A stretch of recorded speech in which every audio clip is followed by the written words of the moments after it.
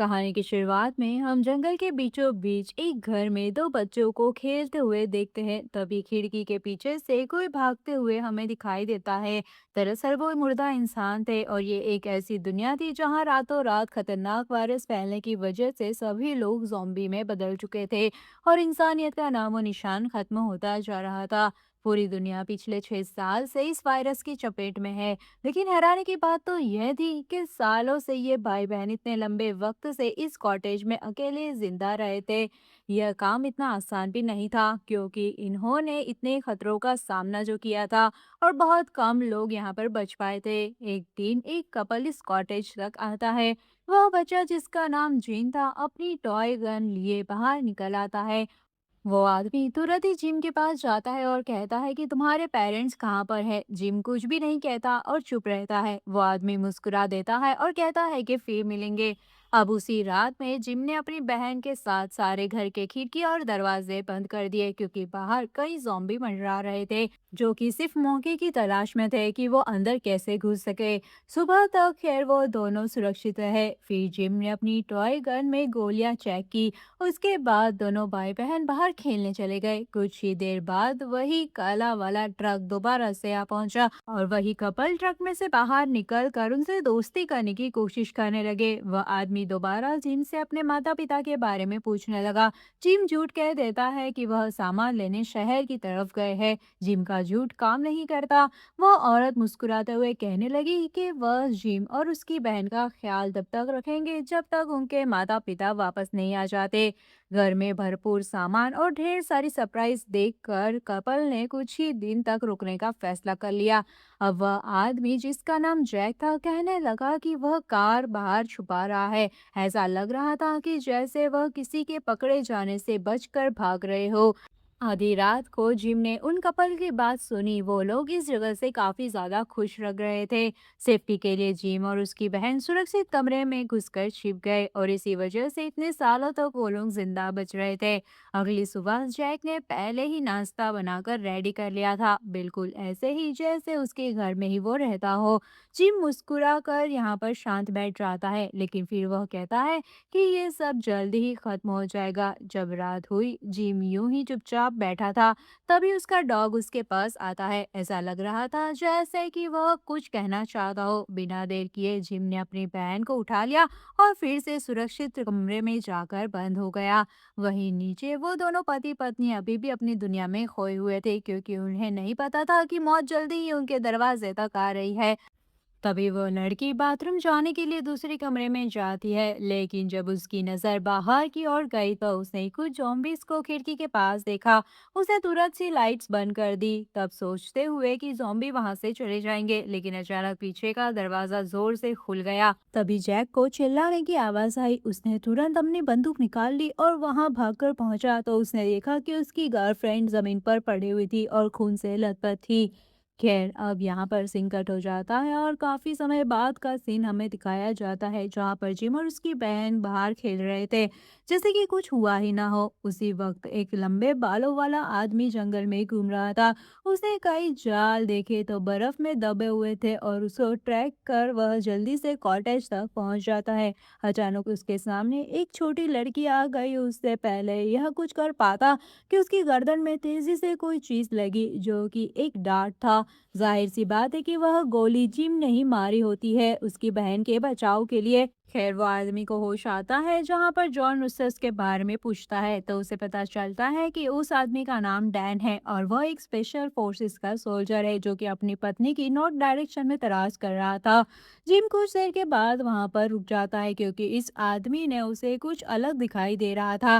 दूसरों की तरह डैन को खाना या दवा नहीं चाहिए थी, उसे सिर्फ अपनी बंदूक वापस चाहिए थी ताकि वह अपने पत्नी को ढूंढने जा सके। मौका देखते ही जिम ने एक सौदा किया। वह चाहता था कि डैन कॉटेज की इलेक्ट्रिसिटी लाने में मदद करे। बच्चों को अकेला देखकर डैन उनसे पूछता है कि तुम्हारे माता पिता कहाँ पर है। इस बार जिम ने झूठ नहीं बोला, उसने बताया कि उसके पिता वैज्ञानिक थे जो कि काफी समय से लापता है और उसकी मॉम एक सीक्रेट एजेंट है जो कि हाल ही में किसी मिशन पर गई हुई है और जल्दी ही वापस लौट आएगी। डैन हैरान रह गया जब उसे पता चला कि पूरा घर ट्रेड मिल से चल रहा है। उसे उम्मीद नहीं थी कि कॉटेज की इलेक्ट्रिसिटी बनाने के लिए किसी के दौड़ने पर निर्भर रहना होगा। अचानक बाहर खिड़की के पास एक ज़ॉम्बी आ जाता है। बिना कुछ सोचे डैन ने पास रखी डिस्क उठाई और ज़ॉम्बी को मारने के लिए बाहर निकल गया। ज़ॉम्बी को खत्म करने के बाद डैन खून से लथपथ वापस आता है। तभी जिम उससे कहने लगा कि उसे मारने की जरूरत क्या थी, क्योंकि यहाँ पर खिड़कियाँ खास बुलेट प्रूफ ग्लास से बनी हुई थी और कई ज़ॉम्बी अंदर नहीं आ सकते। एक बच्चे से ऐसी बात सुनकर डैन को दोनों भाई बहन के लिए बुरा लगने लगा और वह खुद ही ट्रेडमिल पर चढ़कर इलेक्ट्रिसिटी की पावर लाने के लिए मदद करने लगा। पूरी रात यूं ही चुपचाप गुजर गई और अंत तक डैन लगभग थक चुका था। उसी वक्त जिम की छोटी बहन वहां आई और उसके चारों तरफ घूमने लगी। तभी डैन की नींद खुलने से पहले ही वह भाग जाती है क्योंकि उसके पास से बहुत बदबू आ रही थी। डैन उठते ही सबसे पहले नहाने जाता है। वहीं दूसरी ओर जिम कॉटेज के बाहर जाता है क्योंकि वह हर सुबह आसपास के जाल को चेक करता है ताकि जॉम्बीज की भीड़ उनके पास ना आ सके। जिम ने देखा कि एक जीता जागता जॉम्बी जाल में फंस गया था। वहीं कॉटेज के अंदर नाश्ता करने के बाद डैन ने जिम की मां के काम करने वाली जगह पर जाने का फैसला किया। मेज पर एक फोटो के साथ साथ उसने एक कार की चाबी देखी। बिना देरी किए यहाँ पर डैन जल्दी ही गैराज की तरफ गया, लेकिन वहाँ कार खराब पड़ी हुई थी। तभी घर के एक कोनों में छुपा हुआ रूम था। डैन की नजरों में वो आ गया। उसने सोचा कि यह एक स्टोरेज रूम होगा। उसने उसे चेक करने ही वाला था कि तभी जिम ने उसे वहां जाने से रोका। डैन के साथ एक दिन से ज्यादा वक्त बिताने के बाद दोनों भाई बहन समझ गए थे कि उन्हें डैन से खतरा नहीं। इस बात पर भरोसा करते हुए वह रात के वक्त सेफ रूम में भी नहीं गए थे। लेकिन अजीब बात तो यह थी कि जिम ने खुद को ही हथकड़ी पहना ली थी। जैसे ही डैन सोने जाता है उसे बाहर कई आवाज सुनाई देती है। उसने विंडो से बाहर देखा तो वह जिम होता है जो कि पहरेदारी करने गया था। जिम वापस पिछले दिन वाले जाल के पास गया जहां जॉम्बी अभी भी फंसा हुआ था, लेकिन उसे अभी तक खत्म नहीं किया गया था। तभी डैन अचानक वहां पहुंच जाता है। उसने सोचा कि ये जॉम्बी शायद जिम की माँ हो सकती है और वह जल्दी ही उसे दर्द से मुक्ति देना चाहता था। लेकिन जिम ने अपने बंदूक उठाई और उस वक्त ठीक वहां पर जिम ने उसे रोक दिया। डैन गुस्से में कॉटेज की ओर लौट गया और वह वही स्टोरेज रूम का दरवाजा खोल देता है जहां उसने कल जाने की इजाजत नहीं दी। अंदर के फर्श पर उसे एक कंबल और दीवार पर खरोच के निशान देखे साफ पता चल रहा था कि यह जगह zombies को बंद रखने के लिए बनाई गई है। तभी बाहर कार के आने की आवाज सुनाई देती है जिसमें से कुछ सर्वाइवर्स निकलते दिखाई देते हैं, लेकिन वह साफ तौर पर गलत इरादे से आए हुए थे। वह बंदूकें निकाल कर कॉटेज के चारों ओर घूमने लगे। डैन अपनी जगह पर बिना हथियार के वहीं खड़ा रहा तो वहीं जिम दूर कॉटेज के बाहर ये सब कुछ देख रहा था और उसकी छोटी बहन दूसरी मंजिल की खिड़की पर होती है और वह तेजी से अपने हाथ को हिला रही थी। जैसे ही घुसपैठिए उसे देखने वाले थे, डैन अचानक कहीं से आकर उसे दूर से ले जाता है। घुसपैठिए हार मान कर वहां से चले जाते हैं। उस खतरनाक हादसे के बाद जिम को डैन पर और भी ज्यादा भरोसा हो गया और उसने डैन के हथियार उसे वापस दे दिए। डैन को महसूस होता है कि अब उसके जाने का वक्त हो गया है, मगर उसका दिल मान नहीं रहा था। खैर आधी रात को उसे एक सपना आता है कि उसकी पत्नी उसे पुकार रही है। जब वह सुबह उठा तो उसने एक बड़ा फैसला किया कि वह जिम और उसकी बहन को साथ लेकर अपनी पत्नी की तलाश करेगा। इस वक्त वह अपनी मंजिल तक पहुंच सकेगा और साथ में भाई बहन का भी ख्याल रख पाएगा। जिम एक सेकंड के लिए भी हिचकिचाया नहीं। उसने डैन की दूर जाने की बात को ठुकरा दिया और वह ठान चुका था कि वह यहीं पर रुकेगा और अपनी माँ के लौटने का इंतजार करेगा। तभी बाहर जोर जोर से आवाजें सुनाई देने लगी कि चोरी करने आए लुटेरों की होती है। वह आज और लोगों के साथ भी वापस यहाँ पर लौट आए थे। बात तब तक उलझ गई जब उन्होंने जिम की छोटी बहन को बाहर खेलते हुए पकड़ लिया था। जैसे तैसे खतरा और भी नजदीक आता रहा और दोनों तरफ आमना सामना हुआ। अचानक एक गोली की आवाज सुनाई दी गई। देखते ही देखते घुसपैठिए जमीन पर गिर पड़े। डैन तुरंत भागा और लड़की को बचाने में कामयाब हो गया। गोली चलाने वाला और कोई नहीं बल्कि जिम की माँ थी। लेकिन इन सबके बीच डैन को भी गोली लग गई थी, क्योंकि एक हमलावर ने उसकी छाती में गोली मार दी थी और वह बेहोश होकर गिर पड़ा है। डैन को पता ही नहीं था कि कितना वक्त बीत चुका है। जब तक वह आखिरकार जगा और वो हैरान हो गया कि सीने पर लगी गोली का घाव पूरी तरह ठीक हो चुका है, लेकिन उसने खुद एक मोटी रस्सी से बंधा पाया। उलझन में डैन कॉटेज में गया और आखिरकार उसने जिम की माँ मॉली से यह सच जाना। उसे पता चला कि आम इन्फेक्टेड लोग अपने दिमाग पर काबू खो देते हैं और वह सिर्फ अपनी भूख मिटाने के लिए शिकार ढूंढते हैं। लेकिन एक रात और एक तरह से संक्रमित, खास तरीके से संक्रमित लोग जिनका दिमाग आम इंसानों की तरह पूरा ठीक रहता है और साथ ही उनके पास ज़ॉम्बी जैसी फिजिकल पावर भी होती है, जैसे कि किसी भी घाव या बीमारी को जल्दी ठीक हो देना। मौली की बात सुनकर डैन को समझ आ गया था कि वो उन खास इन्फेक्टेड में से एक है। मौली ने अपना सर हिलाते हुए हमें जवाब दिया, क्योंकि डैन गोली लगने के बाद भी बच गया था। या तो वह खून की कमी से वहीं पर अपनी जान गंवा बैठता, ना कि कुछ देर बेहोश होने के बाद वो उठ जाता। जिसके बाद मौली ने एक और चौंका देने वाली बात बताई। उसने कहा कि जिम भी उसी की तरह खास इन्फेक्टेड है। इसका मतलब उस दिन जो पति पत्नी को मारा गया था वह और कोई नहीं बल्कि जिम था, क्योंकि वह खुद पर से काबू खो बैठा होगा।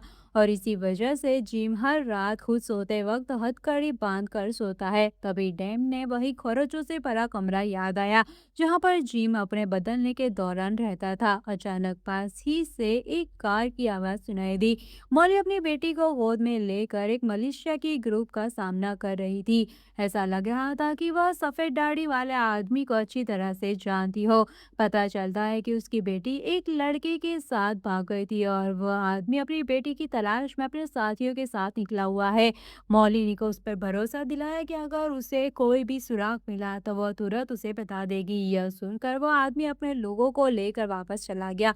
उसी रात डैन ने उसी कॉटेज का इतिहास पूछा। मौली ने बताया कि यह नेशनल सिक्योरिटी एजेंसी को पहले ही वायरस फैलने का अंदाजा लग गया था, जिस वजह से उन्होंने यह बर्फीले जगह पर सुनसान इलाके के बीच यहाँ पर गिनती के कुछ घर बनाए, जो कि पूरी तरीके से सेफ थे, ताकि उन्हीं एजेंसी के लोग सुरक्षित रह सके। यह सुनकर डैन को गुस्सा आने लगा। उसने सोचा कि मौलिनी को आम लोगों को पहले ही वार्निंग दे देनी चाहिए थी, जिससे शायद और भी लोग और भी जिंदगी यहाँ बच सकती थी। जिसके बाद मौली ने बताया कि वो उसकी बहन दोनों ही जन्म लेने के बाद किसी न किसी बीमारी की चपेट में आते रहे। जिम के पिता एक बायोलॉजिकल साइंटिस्ट से यह जानते हुए कि जिम 3 साल से ज्यादा जिंदा नहीं रह पाएगा, उसके पिता ने एक बड़ा जोखिम उठाया। उन्होंने खुद जिम को वायरस का एंटीडोट इंजेक्ट कर दिया, जिससे जिम अनजाने में एक स्पेशल इन्फेक्टेड बन गया। लेकिन दुख की बात तो यह हुई कि जब जिम खुद पर कंट्रोल खो बैठा तो उसने अपने ही पिता को काट लिया और वह नहीं बच पाए। मौलिनी के पास कोई रास्ता नहीं था, उसे खुद ही उन्हें मारना पड़ा। यह कहानी सुनकर डैन की नज़रों में बच्चों की माँ के लिए इज्जत और भी बढ़ती गई। वह मौलिनी की ताकत और हिम्मत देखकर उसके परिवार के लिए कुछ करना चाहता था, क्योंकि समय के साथ मौलिनी और उसका परिवार भी डैन पर भरोसा करने लग गया था। एक दिन जिम का डॉग वार्निंग देते हुए अचानक ही भौंकने लगा और जिम तुरंत ही पता चल गया कि वह खुद पर काबू खोने वाला है। दरवाजा बंद करने के बाद वो अंदर ही अंदर चीखों की आवाज सुनाई देने लगी। मौलिनी का दिल मानो फट रहा हो, लेकिन वह अपना दिल भारी रखकर बस चुपचाप दरवाजे के पास इंतजार कर रही थी। रात के वक्त डैन जाकर रखवाली करने का फैसला करता है। शायद घर में एक आदमी का होना फायदा दे रहा था, लेकिन किसी ने भी ध्यान नहीं दिया कि बाहर खेल रही जिम की बहन अचानक बेहोश हो जाएगी। दरअसल उसे हार्ट अटैक आया था और साधारण दवाइयों से उसका कोई भी इलाज नहीं होता, जिस वजह से उसका बचना मुश्किल था। डैन ने सुझाव दिया कि वह जिम की तरह ही उसकी बहन को वायरस से इन्फेक्टेड कर सकते हैं, लेकिन मौलिनी ने इनकार कर दिया। उसने बताया कि जिम को भी बचाने के लिए बहुत कुछ सहना पड़ा है। आखिरकार उसने छोटी बहन को शांति से जाने देने का फैसला किया। जिम पूरी तरह नॉर्मल हो गया तो परिवार उसकी बहन को अंतिम विदाई देने लगा और डैन समझ गया कि अब उसके भी जाने का वक्त हो गया है। जिम और मौलिनी ने कई बार उसे मनाया, मगर वो अपने फैसले पर अड़ा रहा। अपनी पत्नी को खोजने के सफर पर वो निकल पड़ा। 2 लोग के जाने के बाद मौलिनी और जिम को घर अचानक खाली महसूस होने लगा।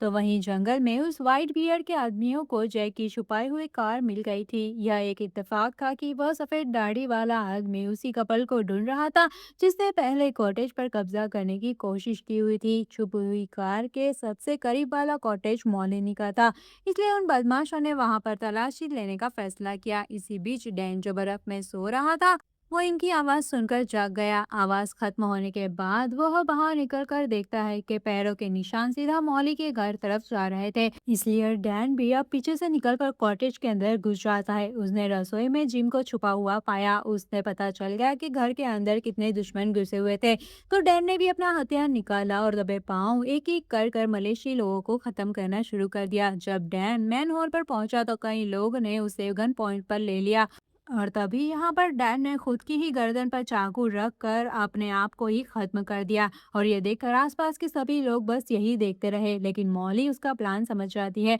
वह चुपचाप जिम को लेकर हॉल से बाहर निकल जाती है। थोड़ी देर के बाद डैन पूरी तरीके से बदल गया।